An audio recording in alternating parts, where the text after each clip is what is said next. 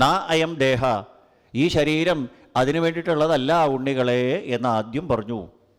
മനുഷ്യനായിട്ട് ജനിച്ചാൽ ഈ ശരീരം എന്തിനു വേണ്ടിയിട്ടുള്ളതല്ല. എന്തിനു വേണ്ടിയിട്ടുള്ളതല്ല? കഷ്ടാൻ കാമാൻ അർഹതേ, ദുഃഖങ്ങൾ ജനിപ്പിക്കുന്ന, കാമങ്ങൾ ഉണ്ടാക്കുന്ന, വീണ്ടും വീണ്ടും കാമഭോഗങ്ങളെ അനുഭവിക്കാനുള്ള നിസ്സാരമായ ഇന്ദ്രിയ സുഖങ്ങൾക്ക് അനുഭവിക്കാൻ വേണ്ടിയിട്ടുള്ളതല്ല. നിന്ദ്യമായ, നിസ്സാരമായ, അല്പസുഖപ്രദങ്ങളായ, കുറച്ച് സമയത്തേക്ക് മാത്രം സുഖം തരുന്നതായ ഇന്ദ്രിയപ്രീതിക്ക് വേണ്ടിയിട്ടുള്ളതല്ല ഈ മനുഷ്യ ശരീരം എന്ന് മനസ്സിലാക്കൂ. ഇന്നലെ ദേവഹൂതിക്ക് അമ്മയായ ദേവഹൂതിക്ക് പുത്രനായ കപിലവാസുദേവൻ പറഞ്ഞു കൊടുത്ത ഉപദേശങ്ങൾ തന്നെ മറ്റൊരു രൂപത്തിൽ പറയുക. അസത് ഇന്ദ്രിയ ദർശനാൽ എന്ന് പറഞ്ഞില്ലേ? ആ ഇന്ദ്രിയങ്ങളെന്ന് പറഞ്ഞാൽ ഒരിക്കലും മതിയായി എന്ന് പറയില്ല. കണ്ടു മതി എന്ന് കണ്ണ് പറയില്ല, കേട്ടുമതി എന്ന് ചെവി പറയില്ല, സംസാരിച്ച് മതി എന്ന് നാവ് പറയില്ല. നമ്മുടെ ഇന്ദ്രിയങ്ങളൊന്നും സമ്മതിക്കില്ല. മൂടില്ലാത്ത ബക്കറ്റ് കൊണ്ട് വെള്ളം കോരുന്ന പ്രതീതിയാണ്, ഒരിക്കലും നിറയില്ല. അപ്പോൾ അവയെ സന്തോഷിപ്പിക്കാൻ നോക്കുന്നത് വിഡ്ഢിത്താണ്, നടക്കാത്ത കാര്യമാണ്. അപ്പോൾ എന്താ വേണ്ടത്? നിസ്സാരമായിരിക്കുന്ന ഇന്ദ്രിയപ്രീതിക്ക് വേണ്ടിയിട്ടുള്ളതല്ല ഈ ശരീരം. ഏതുപോലെ വിഡ്ഭുജാമ്യേ, വിഡ്ഭുക്കൾ എന്ന് പറഞ്ഞാൽ മലം തിന്നുന്ന ജന്തുക്കളെന്ന അർത്ഥം. സെപ്റ്റി ടാങ്കിൽ കിടക്കുന്ന കൃമിയെപ്പോലെ, ചളിയിൽ കിടക്കുന്ന പന്നിയെപ്പോലെ നിസ്സാരമായിരിക്കുന്ന ഇന്ദ്രിയ സുഖങ്ങൾക്ക് വേണ്ടിയിട്ടുള്ളതല്ല. ഏതൊരു ജീവിയും 4 കാര്യങ്ങളാണ് ചെയ്യുകയാണെന്ന് നേരത്തെ നമ്മൾ പറഞ്ഞു. 1 ആഹാരം, 2 നീഹാരം വിസർജിക്കൽ, 3-ാമത്തേത് നിദ്ര, 4-ാമത്തേത് മൈഥുനം. ഈ 4 കാര്യങ്ങൾക്ക് വേണ്ടിയിട്ടാണ് മനുഷ്യ ശരീരം ഉപയോഗിക്കുന്നതെങ്കിൽ സെപ്റ്റി ടാങ്കിൽ കിടക്കുന്ന കൃമിയും നിങ്ങളും തമ്മിൽ ഒരു വ്യത്യാസവും ഇല്ല എന്നാണ് ഭഗവാൻ പറഞ്ഞ്. അപ്പോൾ ഇന്ദ്രിയ സുഖങ്ങൾക്ക് വേണ്ടിയിട്ടുള്ളതല്ല. ആഹാരം, നീഹാരം, നിദ്ര, മൈഥുനം, ഈ 4 കാര്യങ്ങൾക്ക് പൊതുവെ പറയുന്ന പേര് വ്യാപാര ചതുഷ്ടയം എന്നാ. ഈ വ്യാപാര ചതുഷ്ടയം നേടാനല്ല മനുഷ്യൻ്റെ ശരീരം.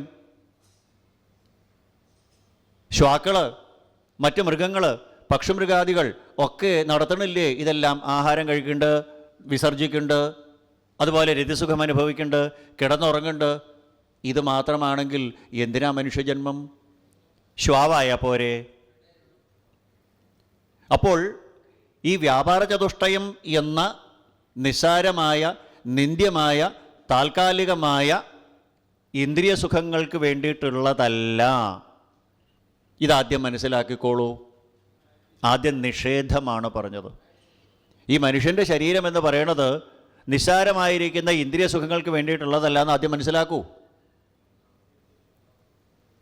അല്ല എന്ന് ആദ്യം പറഞ്ഞു. എന്തിനാ ആദ്യം നിഷേധം പറഞ്ഞത്?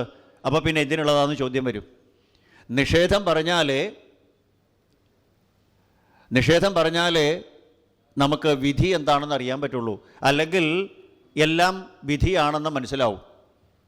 ഇപ്പോൾ ആദ്യം ഡൂസ് പറഞ്ഞു കഴിഞ്ഞാൽ അത് കേട്ടുകൊണ്ട് പോവും. ഡോൺസിനെ കുറിച്ച് ശ്രദ്ധിക്കില്ല. ഡോൺസ് ആദ്യം പറഞ്ഞാൽ നമുക്കൊരു ക്യൂരിയോസിറ്റി വരും. ഈ മനുഷ്യൻ്റെ ശരീരം എന്ന് പറയണതേ നിസ്സാരമായുള്ള ഇന്ദ്രിയസുഖങ്ങൾക്ക് വേണ്ടിയിട്ട് അതല്ല കുട്ടികളെ. ഇപ്പോഴത്തെ പിള്ളേർ ചോദിക്കും പിന്നെ എന്തിനുള്ളതാണെന്ന്. ഈ ഒരു ക്യൂരിയോസിറ്റി, ഈ ഒരു ജിജ്ഞാസ നമുക്കുണ്ടാവണം. അതിനു വേണ്ടിയിട്ടുള്ളതല്ല എന്ന് പറഞ്ഞാൽ പിന്നെ എന്തിനുള്ളതായി മനുഷ്യ ശരീരം? ചോദ്യം വരണം, അതിൻ്റെ ഉത്തരം അറിയണം. അതിനു വേണ്ടിയിട്ടാണ് ആദ്യം നിഷേധം പറഞ്ഞത്. നിന്ദ്യമായിരിക്കുന്ന അല്പസുഖപ്രദങ്ങളായ ഇന്ദ്രിയ സുഖങ്ങൾക്ക് വേണ്ടിയിട്ടുള്ളതല്ല ഈ മനുഷ്യ ശരീരം എന്ന് പറഞ്ഞാൽ പിന്നെ എന്തിനുള്ളതാണെന്നുള്ള ജിജ്ഞാസ, ആകാംക്ഷ ഉണ്ടാവണം. അതാണ് ഉത്തരാർത്ഥത്തിൽ പറഞ്ഞത്. തപോദിവ്യം, തപസ് ചെയ്യാൻ വേണ്ടിയിട്ടുള്ളതാണ് ഈ ശരീരം. തപസ് ചെയ്യുക എന്ന് പറയുമ്പോൾ ഇന്ന് വൈകുന്നേരം കാണാം ഹിരണ്യകശിപു ചെയ്യുന്ന ഊർധ്വബാഹു നഭോദൃഷ്ടി പാദാങ്കുഷ്ഠ ആശ്രിതാവനി. അതല്ലാട്ടോ. വലത്തെ കാലിൻ്റെ പെരുവരിൽ മാത്രം നിലത്ത് ഊന്നിക്കൊണ്ട് പഞ്ചാഗ്നി മധ്യത്തിൽ നിന്ന് മേപ്പെട്ട് നോക്കിക്കൊണ്ട് നിൽക്കുന്നതല്ല തപസ്. മനസ്സശ്ചേന്ദ്രിയാണാം ച ഏകാഗ്രം തപ ഉച്യത്തെ. മനസ്സിൻ്റെയും ഇന്ദ്രിയങ്ങളുടെയും ഏകാഗ്രതയ്ക്കാണ് തപസ് എന്ന് പറയുക. 10 ഇന്ദ്രിയങ്ങളും കീഴടക്കി ഒത്ത മനസ്സും ഏകാഗ്രമാക്കി. ഈ 11 ഇന്ദ്രിയങ്ങൾ, പഞ്ചജ്ഞാനേന്ദ്രിയങ്ങളും പഞ്ചകർമ്മേന്ദ്രിയങ്ങളും അവയെ നിയന്ത്രിക്കുന്ന 11ാമത്തെ ഇന്ദ്രിയമായ മനസ്സും ഏകാഗ്രമാക്കുന്നതിനാണ് തപസ് എന്ന് പറയുക. നീ ഭാഗവതം കേൾക്കുന്നതും ഒരു തപസ്സാണ്. വീട്ടിൽ ആഹാരം പാകം ചെയ്യുന്നതും ഒരു തപസ്സാണ്. പാല് അടുപ്പത്ത് വെച്ചിട്ട് മൊബൈൽ ഫോണിൽ തോണ്ടിക്കൊണ്ടിരുന്നാൽ കുറച്ച് ഞാൻ മൂക്ക് പറയും പാല് കരിഞ്ഞു വന്നു. അപ്പോൾ അതുകൊണ്ടാണ് പാചകം അപകടമാവണത്. അപ്പോൾ പാചകം ചെയ്യുകയാണെങ്കിലും ഈശ്വരോപാസന മാത്രമല്ല, എല്ലാം ഒരു തപസ്സാണ്. ഭാഗവതം കേൾക്കുന്നതും പാചകം ചെയ്യുന്നതും മുറ്റമടിക്കുന്നത് വരെ ഒരു തപസ്സാണത്. ഏകാഗ്രമായിരിക്കണം. ഏത് പ്രവൃത്തി നമ്മൾ ചെയ്യുന്നുവോ അതിൽ ഫുള്ളി കോൺസെൻട്രേഷൻ, അതാണ് ആ ഏകാഗ്രത. തപോ ദിവ്യം, അതിനാണ് ദിവ്യമായ തപസ് എന്ന് പറഞ്ഞത്. പുത്രക ഏന സത്വം ശുദ്ധ്യേൽ, ആ തപസ്സുകൊണ്ട് മനസ്സിനെയും ഇന്ദ്രിയങ്ങളെയും ഏകാഗ്രമാക്കുമ്പോൾ അന്ധക്കരണ വൃത്തികൾ ശുദ്ധമാവും. ആ അന്ധക്കരണ വൃത്തികൾ ശുദ്ധമായി കഴിഞ്ഞാൽ ബ്രഹ്മസൗഖ്യം തു അനന്തം, അനന്തമായിരിക്കുന്ന ബ്രഹ്മസൗഖ്യത്തിനെ, ബ്രഹ്മാനന്ദത്തിനെ കിട്ടും. അപ്പോൾ ഇന്ദ്രിയങ്ങളെ ഏകാഗ്രമാക്കി അതുവഴി അന്ധക്കരണ വൃത്തികളെ ശുദ്ധമാക്കി അനന്തമായ നിത്യമായ ബ്രഹ്മാനന്ദം അനുഭവിക്കാനാണ് ഈ ശരീരം.